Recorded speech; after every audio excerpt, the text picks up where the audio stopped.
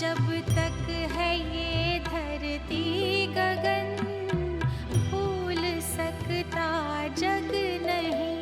जब तक है ये धरती गगन, आपके आभार में पुलकित हुआ गाता है मन, प्यारे ब्रह्मा बाबा।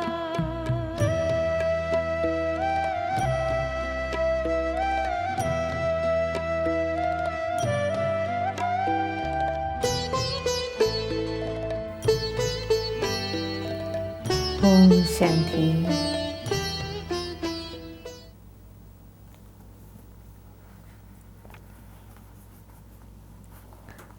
നമുക്ക് ഇന്ന് ഗംഗാദാദി തൻ്റെ അനുഭവം പറയുന്നത് കേൾക്കാം.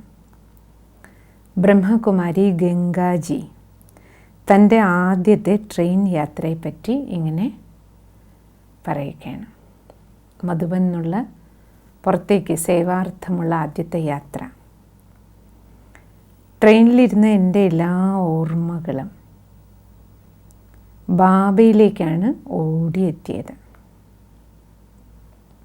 യാത്ര ഒരു സന്തോഷവും എനിക്ക് നൽകിയില്ല. വളരെ പ്രയത്നിച്ച് എൻ്റെ വിചാരധാരകളെ ഞാൻ നിയന്ത്രിച്ചു. എൻ്റെ അരികിലിരുന്ന ചില സ്ത്രീകളോട് ഈശ്വരീയ ജ്ഞാനം ഞാൻ സംസാരിക്കാൻ ആരംഭിച്ചു. അത് കേട്ട് അവർ വളരെയധികം ശാന്തരായി. തങ്ങളുടെ വീടുകളിലേക്ക് എന്നെ ക്ഷണിച്ചു. ജ്ഞാനം അവരെ നല്ലതുപോലെ സ്വാധീനിച്ചു. എന്നിലും മാറ്റം സംഭവിച്ചു. ജ്ഞാനം പറഞ്ഞു കൊടുക്കാൻ തുടങ്ങിയപ്പോൾ ദാദി പറയണേ, എൻ്റെ അവസ്ഥയ്ക്ക് മാറ്റമുണ്ടായി. ബാബ പറഞ്ഞ വാക്കുകൾ എൻ്റെ ഓർമ്മയിൽ ഓടിയെത്തി.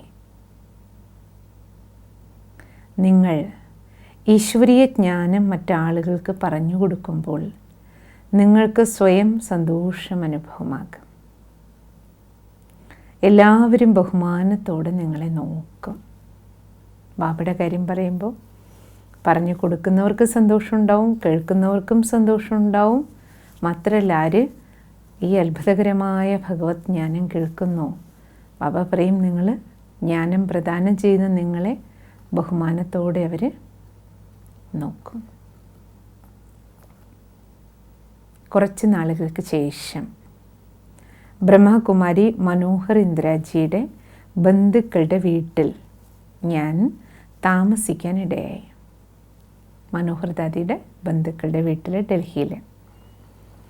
അവിടെ ചെല്ലണമെന്നും ജ്ഞാനം പറഞ്ഞ് മനസ്സിലാക്കണമെന്നും അവർ ആവശ്യപ്പെട്ടിരുന്നു. അവരുടെ വീട്ടിലേക്ക് വരാൻ ക്ഷണിച്ചിരുന്നു. മുൻകൂട്ടി തന്നെ ഞാൻ അവരോട് പറഞ്ഞിരുന്നു, ഞാൻ അതിരാവിലെ ഉണരും. കുളി കഴിഞ്ഞ് ഈശ്വരനെ ഓർമ്മിക്കാനായി എനിക്കിരിക്കണം. അതുകൊണ്ട് ഒരു മുറി പ്രത്യേകമായി എനിക്ക് കിട്ടിയാൽ നന്നായിരിക്കും. അങ്ങനെയാണെങ്കിൽ ഞാൻ വരാം. അതുമല്ല, എനിക്ക് ആഹാരം തനിയെ ഞാൻ പാകം ചെയ്യും. കൂടുതൽ മസാല ചേർത്തതോ അശുദ്ധവുമായ ആഹാരം ഞാൻ കഴിക്കില്ല. അതുകൊണ്ട് ഞാൻ താമസിക്കുന്നിടത്തോളം കാലമെങ്കിലും നിങ്ങളും സാത്വിക ആഹാരം കഴിക്കുമെങ്കിൽ വളരെ നല്ലത്. ഞാൻ ആവശ്യപ്പെട്ടതുപോലെ എല്ലാം അവർ തയ്യാറാക്കി. അവിടെ താമസിച്ച ദിവസങ്ങൾ ഈശ്വരീയ നിയമം അനുസരിച്ച് തന്നെ ഞാൻ കഴിച്ചുകൂട്ടി. എൻ്റെ ദിനചര്യകൾ അവരെ എല്ലാം സ്വാധീനിച്ചു. കുടുംബാംഗങ്ങളെ ഈശ്വരൻ്റെ ഓർമ്മയിൽ കഴിയാൻ അവരും ശ്രദ്ധ കാണിച്ചു.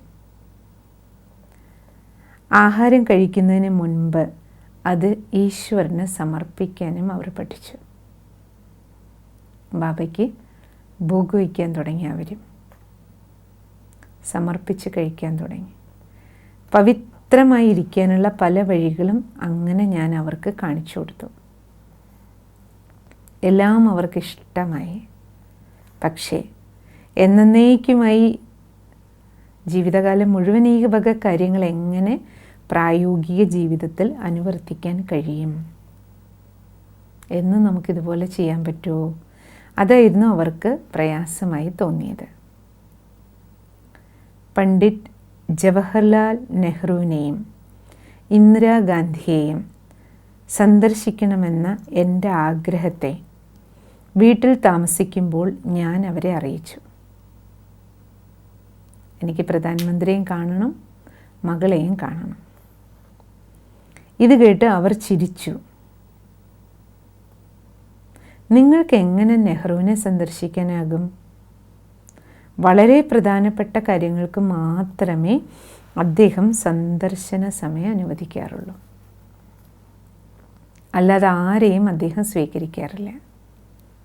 ഇത്രയും ഭാരിച്ച ചുമതലകളുള്ള ആളല്ലേ, ഇന്ത്യയുടെ പ്രധാനമന്ത്രിയല്ലേ, കിരീടമില്ലാത്ത രാജാവ് തന്നെയാണ് അദ്ദേഹം.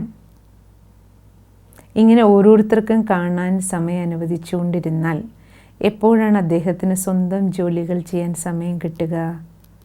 ഇങ്ങനെ പലതും പറഞ്ഞ് അവരെന്നെ നിരുത്സാഹപ്പെടുത്തി.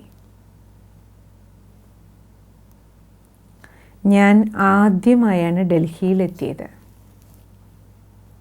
അവിടുത്തെ റോഡുകൾ എനിക്ക് പരിചിതമായിരുന്നില്ല. എന്നാൽ ഒരേയൊരു ബാബയെ ആശ്രയമായി സ്വീകരിച്ച് ഞാൻ തനിയെ നടന്നു.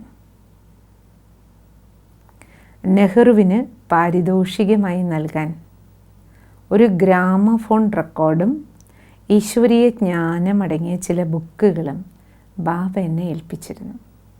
കാരണം ഇത് ബാബയുടെ സങ്കല്പമായിരുന്നു, പ്രധാനമന്ത്രിയെ പോയി കാണണമെന്ന്. ഈശ്വരീയ ജ്ഞാനം ഈശ്വരൻ്റെ തന്നെ നിയോഗമനുസരിച്ച് നൽകാനാണ് ഞാൻ പുറപ്പെട്ടത്. കാരണം ഇത് ബാബയുടെ ആജ്ഞയായിരുന്നു. അദ്ദേഹത്തെ പോയി കാണണമെന്നും അദ്ദേഹത്തിന് ഭഗവത് സന്ദേശം നൽകണമെന്നും. ഞാൻ തോൽക്കുമോ? പ്രധാനമന്ത്രിയുടെ ഓഫീസിലെത്തിയ എനിക്ക് അകത്തേക്ക് പ്രവേശനം ഒരു പ്രയാസവുമില്ലാതെ തന്നെ ലഭിച്ചു. ആദ്യമായി ഞാൻ ഇന്ദിരാഗാന്ധിയാണ് കണ്ടത്. ഏത് തരത്തിലുള്ള സേവനമാണ് ഭാരതത്തിനു വേണ്ടി ഈശ്വരീയ യജ്ഞത്തിൽപ്പെട്ടവർ നടത്തുന്നത് എന്ന് അവരെന്നോട് ചോദിച്ചു. എത്ര അമ്മമാരാണ് അവിടെയുള്ളത്? എന്ത് ജ്ഞാനമാണ് നിങ്ങൾ നൽകുന്നത് എന്നെല്ലാം ഞാൻ ഈശ്വരീയ സന്ദേശം ആദ്യം അവർക്ക് നൽകി.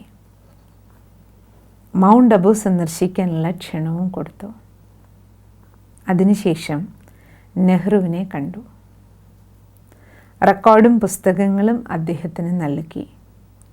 മൗണ്ട് അബുവിൽ വന്ന് ബാബയെ കാണാൻ അദ്ദേഹത്തെയും ക്ഷണിച്ചു. ഈ സമയത്തെ പ്രത്യേകതയും അത് ഉൾക്കൊള്ളുന്ന പ്രധാന രഹസ്യങ്ങളും പവിത്രമാകേണ്ടതിൻ്റെ കാരണവും ഞാൻ അദ്ദേഹത്തെ വ്യക്തമായി ധരിപ്പിക്കുകയും ചെയ്തു. ഡൽഹിയിൽ റെഡ് ഫോർട്ടിനടുത്ത് ചാന്ദിനി ചൗക്ക് എന്ന സ്ഥലത്ത് ഗുരുശങ്കർ എന്ന പ്രധാനപ്പെട്ട ക്ഷേത്രമുണ്ട്. അങ്ങനെ പ്രധാനമന്ത്രിയും നെഹ്റുജിയും ഇന്ദിരാജിയും കാണണമെന്ന സങ്കല്പം പൂർത്തിയായി. കാരണം ബാബയുടെ സങ്കല്പങ്ങളാണല്ലോ ഇതെല്ലാം. ആലോചിച്ച് നോക്കൂ.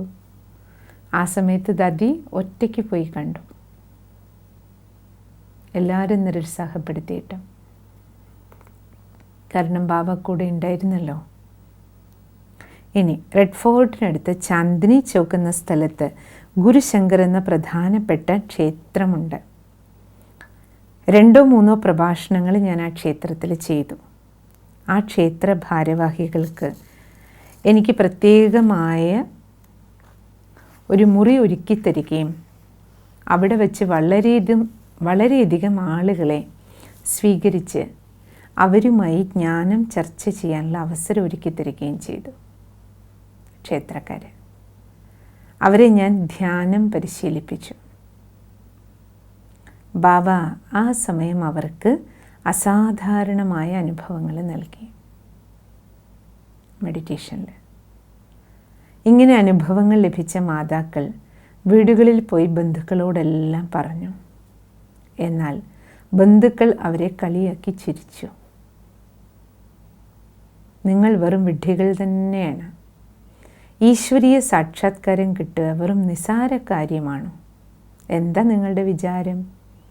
ഇത്രയും കഠിന തപസ് ചെയ്യുന്ന ഗുരുക്കന്മാർക്കും സന്യാസിമാർക്ക് പോലും ഈശ്വര സാക്ഷാത്കാരം കിട്ടുന്നില്ല. പിന്നെയാണോ നിങ്ങൾക്ക്? ആരോ നിങ്ങളുടെ മേൽ എന്തോ കൗശലം പ്രയോഗിക്കുകയാണ്.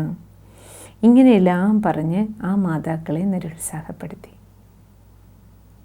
എന്തോ ദുർമന്ത്ര ശക്തിയാണ് എന്നെല്ലാം പറഞ്ഞ് വിശ്വസിപ്പിച്ച് മാതാക്കളെ വീണ്ടും ക്ഷേത്രത്തിലേക്ക് വരാൻ ആ ബന്ധുക്കൾ അനുവദിച്ചില്ല. വരണമെന്ന് നിർബന്ധം പിടിച്ചവരെ അടിച്ച് അവശരാക്കുകയും ചെയ്തു.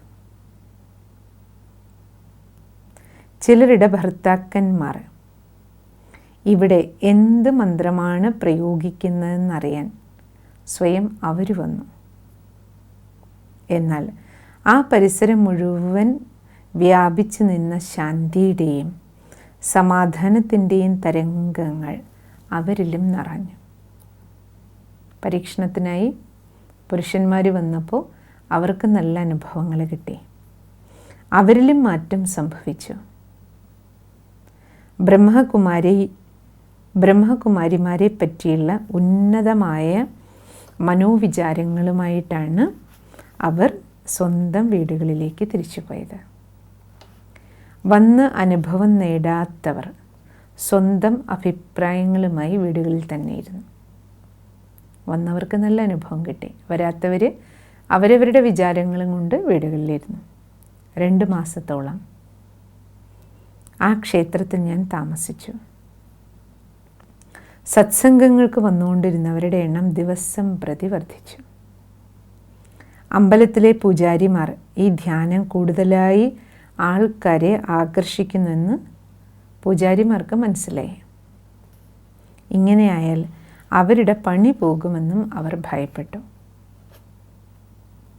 അവർ ക്ഷേത്ര ഭാരവാഹികളെ കാര്യങ്ങൾ മനസ്സിലാക്കി ഒരു പ്രക്ഷോഭണത്തിന് തന്നെ തയ്യാറായി. ക്ഷേത്ര പൂജാരിമാർ ക്ഷേത്ര ഭാരവാഹികളോട് ഈ കാര്യങ്ങളൊക്കെ പറഞ്ഞ് ക്ഷേത്രത്തിനേക്കാൾ ആൾക്കാർക്ക് പ്രഭാഷണത്തോടും ധ്യാനത്തോടും ആകർഷണമുണ്ടെന്ന് പറഞ്ഞ് പൂജാരിമാരെ പ്രശ്നം ഉണ്ടാക്കി. ഞങ്ങളെ അവിടെ താമസിപ്പിക്കില്ല എന്നും അവർ അറിയിച്ചു. ഇത്രയും ആയപ്പോൾ ആ സ്ഥലം വിടാൻ തന്നെ ഞങ്ങളും തീരുമാനിച്ചു. എന്നാൽ സത്സംഗത്തിന് വന്നുകൊണ്ടിരുന്നവർ അത് തുടരണമെന്ന അഭ്യർത്ഥനയുമായി എൻ്റെ അടുത്ത് വന്നു. സത്സംഗം തുടർന്നു. പക്ഷേ താമസ സ്ഥലം ഞാൻ അവിടെ നിന്ന് മാറ്റാൻ തീരുമാനിച്ചു.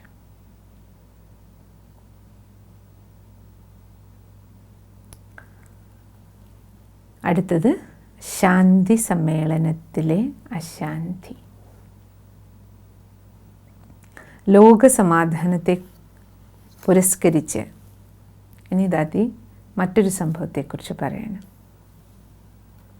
ലോകസമാധാനത്തെ പുരസ്കരിച്ച് ഋഷികേശിൽ വെച്ച് നടക്കുന്ന ഒരു മതസമ്മേളനത്തിൽ പങ്കെടുക്കാനുള്ള ക്ഷണം യജ്ഞമാതാവിന് ലഭിച്ചു. മമ്മയ്ക്ക് ബ്രഹ്മകുമാരിമാർ ദീദി മൻമോഹിനി, സന്ദ്രി ദാദി, ഗംഗേ ദാദി എന്നിവരെയും ബ്രഹ്മകുമാർ ആനന്ദ കിഷോർജിയും അതിൽ പങ്കെടുക്കാനായി ബാബ അയച്ചു. സന്ദ്രി ദാദി അതിനെക്കുറിച്ച് എഴുതാണ്. അനേകം വിദേശ പ്രതിനിധികൾ ആ പ്രോഗ്രാമിലെത്തിയിരുന്നു. എന്നാൽ പ്രോഗ്രാം 2 ദിവസം കഴിഞ്ഞപ്പോൾ തന്നെ കൂടിയിരുന്നവർ, പ്രോഗ്രാമിന് വന്നിരുന്നവർ തമ്മിൽ ഒരു ശണ്ടയ്ക്കുള്ള ആരംഭമായി. കാരണം ഹിന്ദിയാണോ ഇംഗ്ലീഷാണോ ഉപയോഗിക്കേണ്ട ഭാഷ, ഇതായിരുന്നു വാദ വിഷയം. ശാന്തി സ്ഥാപിക്കുന്നതിനെപ്പറ്റി ആലോചിക്കാൻ കൂടിയവർ ഇങ്ങനെ നിസ്സാര കാര്യങ്ങളെ ചൊല്ലി കസേരകൾ അങ്ങോട്ടും ഇങ്ങോട്ടും എടുത്തെറിയുന്നത് വരെ കണ്ടു. സമ്മേളനം എന്തിനെക്കുറിച്ചാണ്? ശാന്തി സ്ഥാപിക്കാൻ. ആ സമ്മേളനത്തിൽ പങ്കെടുക്കുന്നവരാണ്, സംഘാടകരാണ് തമ്മിലടിച്ചുകൊണ്ടിരിക്കുന്നത്. കസേര എടുത്ത് അങ്ങോട്ടും ഇങ്ങോട്ടും എറിയുക വരെ ചെയ്തു. അതേപ്പറ്റി ധർമ്മത്തിൻ്റെ അധപ്പതനം എന്നല്ലാതെ എന്താ പറയുക? ഇത്രയധികം ധർമ്മം അധപ്പതിച്ചു എന്നല്ലേ പറയാൻ പറ്റൂ നമ്മുടെ നാട്ടിൽ. യഥാർത്ഥ ധർമ്മമായ ശാന്തി, പവിത്രത, ഇവ ഉപേക്ഷിച്ച് ഇന്ന് എല്ലാവരും ക്രോധത്തിൻ്റെയും അസൂയയുടെയും വെറുപ്പിൻ്റെയും പിടിയിലമർന്നിരിക്കുന്നു. ശാന്തി സ്വധർമ്മം വിട്ട് ക്രോധം, അസൂയ, വെറുപ്പിൻ്റെ പിടിയിൽ അമർന്നിരിക്കുന്നു. ആത്മാവിൻ്റെ ധർമ്മം ശാന്തിയും പവിത്രതയുമാണ്. ഈ ആദ്യ പാഠമാണ് ഏവരും ഉൾക്കൊള്ളേണ്ടത്. ശാന്തിയും പവിത്രതയുമാണ് നഷ്ടപ്പെട്ടിരിക്കുന്നത്. ധർമ്മത്തിന് അതിനാശം സംഭവിച്ചിരിക്കുന്നു എന്നത് ഈ സമ്മേളനം തന്നെ വിളിച്ചോതുകയാണ്. ധർമ്മത്തിന് അതിഗ്ലാനി സംഭവിച്ചിരിക്കുന്നു. ധർമ്മത്തിന് അതിനാശം സംഭവിക്കുമ്പോൾ ഈശ്വരന് സൃഷ്ടിയിൽ വന്നു തന്നെ തീരണം. ഒരു ദിവസം ഈ സമ്മേളനത്തിൻ്റെ സംഘാടകനായ സ്വാമി ശിവാനന്ദ, അദ്ദേഹം തീർത്തും ശാന്തനായ ഒരു മനുഷ്യനായിരുന്നു. അദ്ദേഹം ഞങ്ങളോട് സംസാരിക്കാനിടയായി. ശിവാനന്ദ സ്വാമി, അദ്ദേഹമാണിത് സംഘടിപ്പിച്ചത്.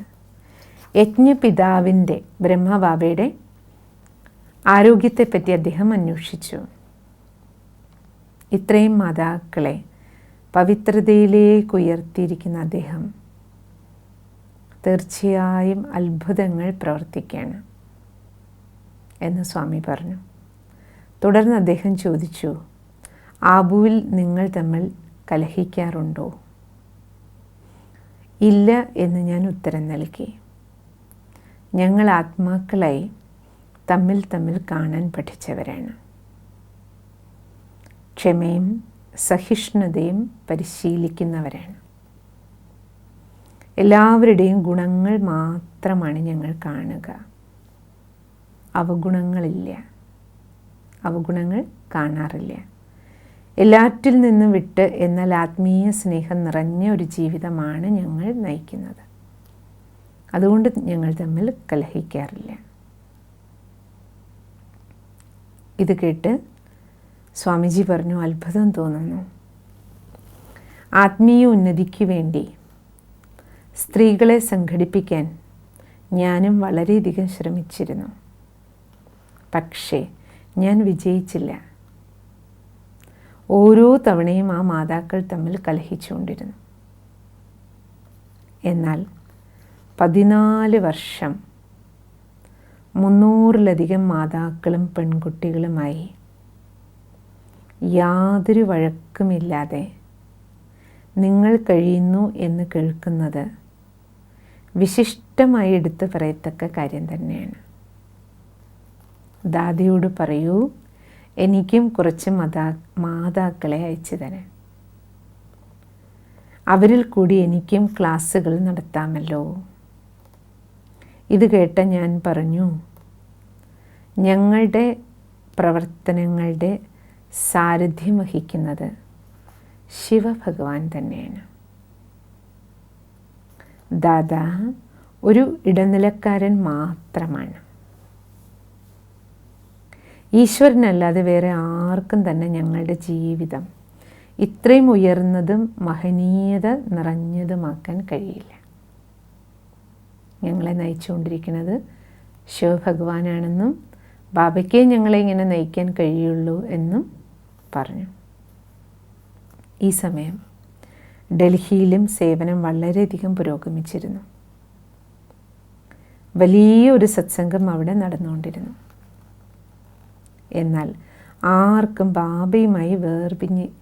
ബാബയുടെ അടുത്തുനിന്ന് വേർപിരിഞ്ഞിരിക്കാൻ തോന്നിയിരുന്നില്ല. സേവനം നന്നായി നടക്കുന്നുണ്ട്, പക്ഷേ ബാബയുടെ അടുത്തുനിന്ന് വേർപെട്ടിരുന്നിട്ടാണല്ലോ സേവനം ചെയ്തുകൊണ്ടിരിക്കണേ. അതുകൊണ്ട് ബാബ അവരിൽ സഹോദരാത്മാക്കളുടെ നന്മയിലുള്ള താല്പര്യം ജനിപ്പിച്ചു. കുട്ടികൾക്ക് അബു വിട്ടിട്ട് പോകാൻ ഇഷ്ടമില്ല എന്ന് ബാബയ്ക്ക് അറിയാം. പക്ഷേ ബാബയുടെ മക്കളുടെ എല്ലാം സേവനം ബാബയ്ക്ക് ചെയ്യണമല്ലോ. അതുകൊണ്ട് സേവനത്തിനുള്ള താല്പര്യം കുട്ടികളിൽ ഉണ്ടാക്കിക്കൊണ്ടിരുന്നു. ബാബ പറയുമായിരുന്നു, മക്കളെ, ഈ ലോകത്ത് കാണുന്ന എല്ലാ ആത്മാക്കളും നിങ്ങളുടെ സഹോദരങ്ങളാണ്. ആലംബഹീനരായ അവരുടെ ആലംബമാകേണ്ടവരാണ് നിങ്ങൾ. ഈ ഭാരതം മുഴുവൻ നിങ്ങൾ പവിത്രമാക്കണം. നദികൾ ഒരിടത്ത് കെട്ടിക്കിടക്കാറുണ്ടോ? അത് ഓരോരോ ദിക്കിൽ കൂടി ഒഴുകിക്കൊണ്ടിരിക്കുന്നു. ശാന്തിക്കും സുഖത്തിനും വേണ്ടി ദാഹിക്കുന്ന ആത്മാക്കളുടെ ദാഹം ശമിച്ചേ മതിയാകും. അത് ശമിപ്പിക്കണമെങ്കിൽ എന്ത് ചെയ്യണം? ബാബയുടെ മക്കൾ അല്ലേ ഒരു സ്ഥലത്ത് കെട്ടിക്കിടക്കാൻ പാടില്ല. ബാബ പറയും, കെട്ടിക്കിടന്ന കുളമാണ്, ഒഴുകുന്ന നദിയായിക്കൊണ്ടിരിക്കണം. ഇപ്രകാരം ബാബ കുട്ടികൾക്ക് നദിയായി ഒഴുകി ഭാരതമെമ്പാടും പോയി സേവനം ചെയ്യാനുള്ള പ്രചോദനം നൽകിക്കൊണ്ടിരുന്നു. ബാബയുടെ വാക്യങ്ങൾ സശ്രദ്ധം കേട്ട കുട്ടികൾ കൂടിയിരുന്ന് ആലോചിച്ചു. ഈശ്വരീയ സേവനത്തിന് വേണ്ട പദ്ധതികൾ അവർ ആവിഷ്കരിച്ചു. ബാബയുടെ ശ്രദ്ധ കൂടുതലും പതിഞ്ഞത് ഇന്ത്യയുടെ തലസ്ഥാനമായ ഡൽഹിയിലായിരുന്നു. ബാബ പറഞ്ഞു, സത്യുഗി ധർമ്മത്തിൻ്റെ പുതിയ രാജധാനി തുടങ്ങുന്നത് ഡൽഹിയിൽ തന്നെയാണ്. അവരുടെ സേവന കാര്യത്തിലും ബാബ ഡൽഹിയാണ് ആദ്യം കോൺസെൻട്രേറ്റ് ചെയ്തത്. ഏതാണ്ട് ഇതേ സമയത്ത് തന്നെയാണ് ഡൽഹിയിൽ സത്സംഗത്തിന് വന്നുകൊണ്ടിരുന്ന കുറച്ച് സഹോദരന്മാരും സഹോദരിമാരും യജ്ഞ മാതാവിനും പിതാവിനുമായ ഒരു കത്തെഴുതി ബാബയ്ക്കും അമ്മയ്ക്കും. അവർ അറിയിച്ചു, ഞങ്ങൾ സത്സംഗത്തിന് വേണ്ടി ദാഹിക്കുന്നു. ബാബയ്ക്ക് സങ്കല്പം വന്നു ഡൽഹിയിൽ സേവനം തുടങ്ങണം. അപ്പോഴേക്കും ഡൽഹിയിൽ നിന്ന് കുറച്ച് സഹോദരന്മാരുടെ കത്ത് വന്നു, ഞങ്ങൾക്ക് ദാഹമുണ്ട്. ബ്രഹ്മകുമാരി സഹോദരിമാർ ഞങ്ങളെ വിട്ടുപോയി കളഞ്ഞിരിക്കുന്നു. കുറച്ച് സേവ ചെയ്തിട്ട് അവർ അബുവിലേക്ക് തിരിച്ചു വന്നു. അവർ ബാബയോട് അപേക്ഷിച്ചു, ആ ബ്രഹ്മകുമാരിമാരെ തിരിച്ചയക്കണം. ബാബ വീണ്ടും കുട്ടികൾക്ക് തിരിച്ചു പോകാൻ പ്രചോദനം നൽകി. ഈ സമയം പ്രഭാതത്തിലും വൈകുന്നേരത്തും ക്ലാസ്സുകൾ മാത്രമല്ല, പ്രഭാഷണങ്ങളും ആ മുഴുവൻ പ്രദേശങ്ങളിലും ഏർപ്പാടാക്കി. ഡൽഹിയിലുണ്ടായിരുന്ന സമയത്ത് കുംഭമേള നടന്നുകൊണ്ടിരുന്നപ്പോൾ അവിടെയും ഞങ്ങൾ പോയി പ്രഭാഷണം ചെയ്തു. ഗംഗാദാദി അതിനെപ്പറ്റി ഇപ്രകാരം ഓർമ്മിക്കുകയാണ്. സംഗമസ്ഥാനത്ത് കുളിക്കുക വഴി ആത്മാവ് ശുദ്ധമാകുന്നുവെന്ന് ആൾക്കാർ വിശ്വസിക്കുന്നു. ആത്മാവിനെ ജ്ഞാനമാകുന്ന ജലത്തിലാണ് സ്നാനം ചെയ്യിക്കേണ്ടതെന്ന് അവർ മനസ്സിലാക്കുന്നില്ല. ആത്മാവ് ദൈവിക ഗുണങ്ങളിലാണ് നനഞ്ഞ് കുതിരാനുള്ളതെന്നും അവർക്ക് മനസ്സിലായിട്ടില്ല. ആത്മീയ ഗുണങ്ങളിലാണ്, അല്ലെ, ഗുണങ്ങളാൽ നനയണം, എന്നാലേ പാവനമാകൂ. ഈ ശരീരത്തെ ഗംഗാജലത്തിൽ മുക്കുക വഴി ഒരാൾ പവിത്രമാകുമെന്ന് കരുതുന്നത് അന്ധവിശ്വാസമാണല്ലോ. കാരണം അഴുക്കിരിക്കുന്നത് എവിടെയാണ്? പാപക്കറകൾ ആത്മാവിലല്ലേ. അപ്പോൾ ആത്മാവിലുള്ള പാപക്കറകൾ പോകാൻ വേണ്ടി, അല്ലേ, ആത്മീയ ജ്ഞാന സ്നാനം ചെയ്യണം. ഇത് മനസ്സിലാക്കുന്നില്ല ആൾക്കാർ. എന്നാൽ ഇതെല്ലാം കേട്ടിട്ടും ആൾക്കാർ വർദ്ധിച്ചുകൊണ്ടിരുന്നതേയുള്ളൂ. ആർക്ക് ആദ്യം ഗംഗയിൽ മുങ്ങാനാകും? ഇതിനു വേണ്ടി മത്സരമായിരുന്നു. ഒടുവിൽ ഒരു പാലം തന്നെ തകർന്നു. തിക്കിലും തിരക്കിലും വളരെ പേർ ഗംഗയിൽ മുങ്ങി മരിച്ചു, പാലം തകർന്നിട്ട്. എന്നിട്ടും ആരും പാഠം പഠിച്ചില്ല. അർത്ഥശൂന്യമായ ഒരാചാരം പോലെ അത് തുടർന്നുകൊണ്ടേ വന്നു. ഈ പാവം ആത്മാക്കൾ കരുതുന്നത് ആത്മാവ് നിർലേപമാണെന്നാണ്. ശരീരത്തിലാണ് അഴുക്കെല്ലാം, അതുകൊണ്ട് ഗംഗയിലൊന്ന് കുളിച്ചാൽ പാപമെല്ലാം പോകും. പക്ഷേ അകത്തുള്ള അഴുക്കിനെക്കുറിച്ച്, അല്ലെ, പാപക്കറ തീർക്കേണ്ടത് എങ്ങനെയാണെന്നത് ചിന്തിക്കുന്നില്ല. കർമ്മഫലം ആത്മാവിൽ പതിഞ്ഞ് സംസ്കാരമാകുന്നു. ഈ സംസ്കാരത്തെയാണ് പരിവർത്തനപ്പെടുത്തേണ്ടത്. അതിന് തൻ്റെ തന്നെ ആന്തരികമായ ബലഹീനതകളെ സ്വയം ജയിക്കേണ്ടിയിരിക്കുന്നു. ഇതറിയാതെ ആ ജോലി അവർ ഗംഗയെ ഏൽപ്പിക്കുന്നു.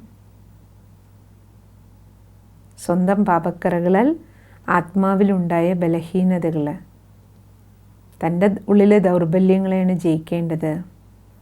ഇത് മനസ്സിലാക്കാതെ ഗംഗ എന്തോ കുറ്റം ചെയ്തതുപോലെ, അല്ലേ, ഞങ്ങളെ പാവനമാക്കേണ്ട ജോലി ഗംഗാ നദിക്കാണെന്ന് പറഞ്ഞ് ഗംഗയെ ഏൽപ്പിക്കുകയാണ് തങ്ങളെ പാവനമാക്കേണ്ട ജോലി. അതിന് സ്വയം പുരുഷാർത്ഥം ചെയ്യണമെന്ന ബോധം മാനവന് നഷ്ടപ്പെട്ടു. ഭാരതീയ ജനതയുടെ അനുകമ്പാർഹമായ ഈ മാനസിക നില ഞങ്ങളിൽ സഹതാപമുണർത്തി. പ്രകൃതിയെ ആരാധിക്കുന്ന ഈ സ്വഭാവത്തിൽ നിന്ന് അവരെ എങ്ങനെ വിടുവിക്കും? അന്ധവിശ്വാസത്തിൽ സ്വയം നശിക്കാൻ പാടില്ലല്ലോ. വളരെയധികം സമയവും പണവും ശക്തിയും അർത്ഥശൂന്യമായ ആചാരങ്ങളുടെ പേരിൽ ധൂർത്തടിക്കുകയായിരുന്നു. അതേസമയം ഭാരതത്തിൽ കോടിക്കണക്കിന് ആൾക്കാർ പട്ടിണിയിൽ അപ്പോഴും കിടക്കുക. ആചാരത്തിൻ്റെ പേരിൽ ഇത്രയും പൈസ ധൂർത്തടിക്കുമ്പോൾ ഭക്ഷണം കഴിക്കാനില്ലാതെ നിറയെ പേര് പട്ടിണിയിൽ.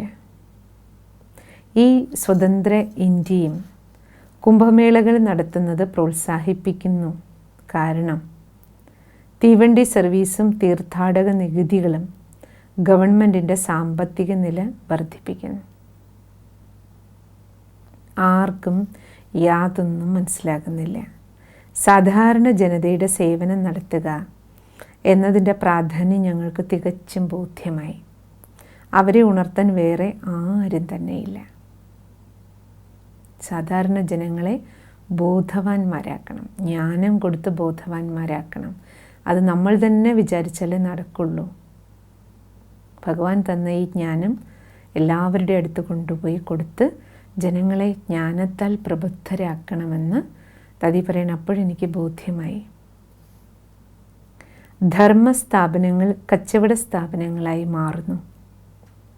കപട വേഷധാരികൾ ആളുകളെ വരിഞ്ഞു മുറുക്കുന്ന കാഴ്ചകൾ കാണുന്നുണ്ടായിരുന്നു. കപടവേഷമിട്ട് പലതരത്തിൽ ആൾക്കാരെ വരിഞ്ഞു മുറുക്കുന്നു. ഓരോ ഹൃദയത്തിലും ദുഃഖം മാത്രം. ദുഃഖിതരായ തൻ്റെ മക്കളെ ദുഃഖത്തിൽ നിന്ന് കരകയറ്റാനാണ് പരമോന്നതനായ ശിവഭഗവാൻ ഈ ലോകത്തിലേക്ക് വന്നിരിക്കുന്നത്. അപ്പോൾ ബാബയുടെ ഈ കാര്യം ഭാരതീയ ജനതയ്ക്ക് നൽകി, ജ്ഞാനം നൽകി, എല്ലാവരെയും ബാബയുടെ അടുത്തേക്ക് ഉണർത്തണം, ഉയർത്തണം.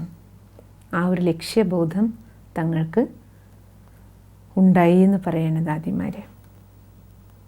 അങ്ങനെ സെൻറ്ററുകളുടെ സ്ഥാപനം ആരംഭിക്കുകയാണ്. അതുവരെ അവിടെ സേവനങ്ങൾ ചെയ്തുകൊണ്ടിരുന്നു. ആരാരെവിടെ ക്ഷണിക്കുന്നു അവിടെയൊക്കെ പോയി ഈശ്വരീയ ജ്ഞാനം പറഞ്ഞു കൊടുത്തുകൊണ്ടിരുന്നു. അപ്പോഴും ഒഫീഷ്യൽ സെൻറ്ററുകളില്ലല്ലോ, കാരണം സ്ഥിരം സ്ഥലമോ ഒന്നുമില്ലല്ലോ. ആരെ ക്ഷണിച്ചോ അവരുടെ വീടുകളിൽ ഒരു മുറി കിട്ടി, അല്ലെങ്കിൽ ക്ഷേത്രങ്ങളിൽ ധർമ്മസ്ഥലങ്ങളിലൊക്കെ താമസിച്ച് പ്രഭാഷണങ്ങളും ക്ലാസ്സുകളും മെഡിറ്റേഷനെല്ലാം പഠിപ്പിച്ചുകൊണ്ടിരുന്നു. ബാബയുടെ വീടായിട്ട് തുറക്കപ്പെട്ടില്ലല്ലോ തുടക്കത്തിലൊന്നും. ഇനി ഒഫീഷ്യലി ബാബയുടെ സെൻറ്ററുകളുടെ സ്ഥാപനം നടക്കുകയാണ്, ആരംഭിക്കുകയാണ്. സെൻറ്ററുകൾ സ്ഥാപിക്കുന്നു.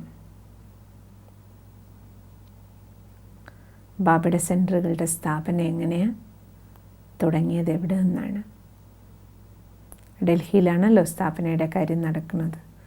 യജ്ഞസേവനം ഡൽഹിയിലല്ലേ നമ്മൾ കേട്ടുകൊണ്ടിരിക്കണേ.